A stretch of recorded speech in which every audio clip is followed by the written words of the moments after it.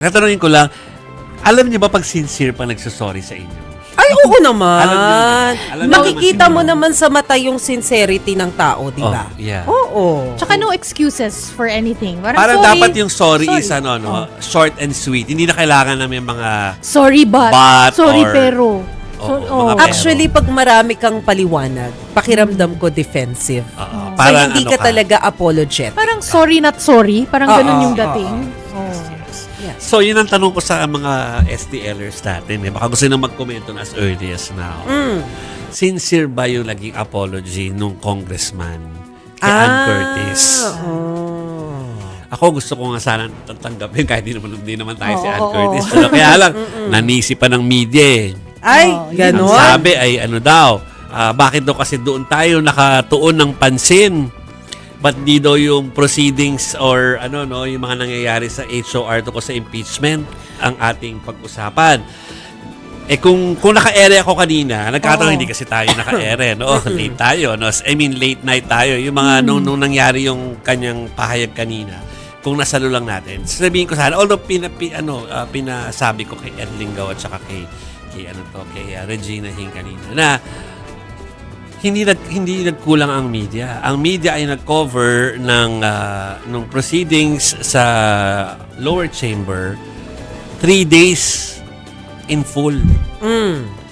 Continuing coverage. At saka lahat ng mga items sa gabi, kasama pa rin naman yung impeachment.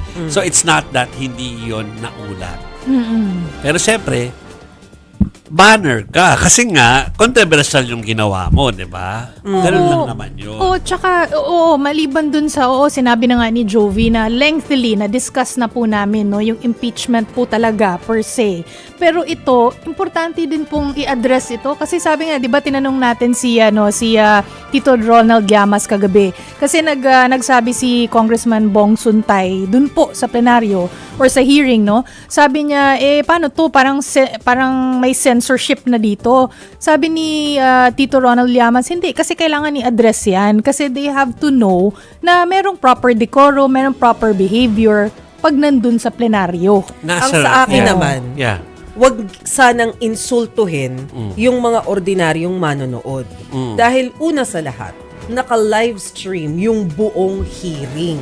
May sariling pag-iisip yung bawat Pilipino, bawat audience na nanonood dyan kung ano yung ipipick up nila sa hindi. Matatalino yung mga audience natin, no? Huwag kang nanninisi ng ibang tao.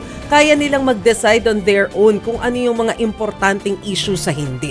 2 points. Unang point yung tukol dun sa parang censorship, hindi. Because nasa rules ng bawat chamber sa legislatura na meron talagang checks and balances dyan na kailangan, kung kailangan kang i-censure, pwede.